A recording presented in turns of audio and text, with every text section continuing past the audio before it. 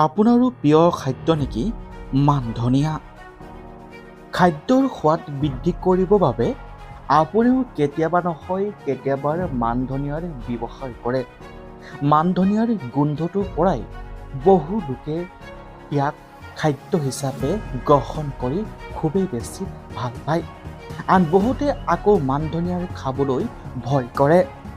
ভয় কৰাৰ কাৰণ আন একো নহয়। বহু সংবাদ মাধ্যম তথা সামাজিক মাধ্যমত এটা ভিডিঅ' যথেষ্ট বেছি ভাইৰেল হৈ পৰিছে যে মান ধনিয়াৰ পৰা কেঞ্চাৰ দৰে মাৰাত্মক ৰোগ হ'ব পাৰে। কিন্তু এই খবৰটো জনাৰ আগতে আমি মান ধনিয়াৰ কিছুমান উপকাৰী গুণসমূহৰ বিষয়েও জানিব লাগিব। মান ধনিয়াই মানুহৰ শৰীৰৰ যিকোনো বিষ নিৰাময় কৰাত সহায় কৰে। মুখগহ্বৰৰ পৰা ওলোৱাৰ দুৰ্গন্ধ আঁতৰাবলৈ মান ধনিয়াই সহায় কৰে। ইয়াৰ উপৰিও হজম শক্তি বৃদ্ধি কৰাত মান ধনিয়াই গুৰুত্বপূৰ্ণ ভূমিকা পালন কৰে।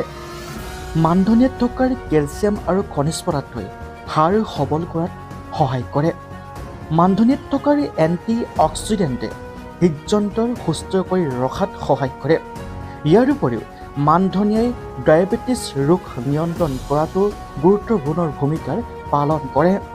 ইয়াৰ উপৰিও মেলেৰিয়াৰ ৰোগৰ চিকিৎসাৰ বাবেও মান ধনিয়াৰ ব্যৱহাৰ কৰা দেখিবলৈ পোৱা যায়। বৃক্কৰ বিকাৰৰ চিকিৎসাৰ বাবেও ইয়াক ব্যৱহাৰ কৰে। ইয়াৰ উপৰিও কৃমি চিকিৎসাৰ বাবেও মান ধনিয়াই গুৰুত্বপূৰ্ণ ভূমিকা পালন কৰে। উচ্চ ৰক্তচাপ নিয়ন্ত্ৰণ কৰাটো মান ধনিয়াই যথেষ্ট সহায় কৰে। মান ধনিয়াৰ এইকেইটাৰ উপকাৰী গুণৰ উপৰিও আছে বহু উপকাৰী গুণ।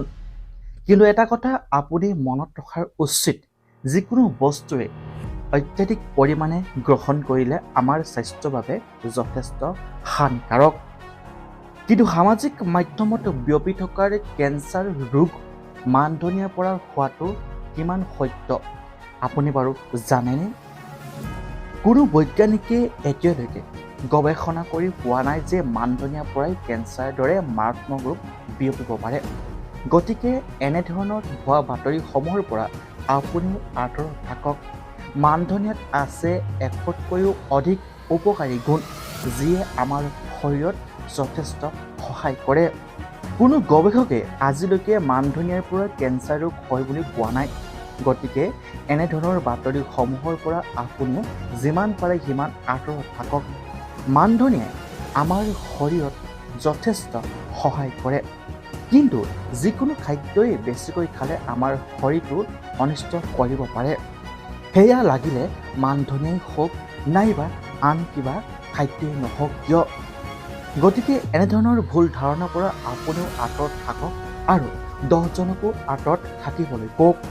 এই ভিডিঅ'টো সকলো লোকে শ্বেয়াৰ কৰি দিয়ক যাতে মানুহৰ মাজত থকা সেই ভুল ধাৰণাসমূহ আঁতৰ হ'ব পাৰে। আপুনিও আপোনাৰ খাদ্যৰ তালিকাত মাজে সময়ে মান ধনিয়াৰ ব্যৱহাৰ কৰিব পাৰে। মান ধনিয়াই আমাৰ শৰীৰৰ বিভিন্ন ধৰণৰ কাৰ্যত সহায় কৰে। Bureau report, news time, Assam.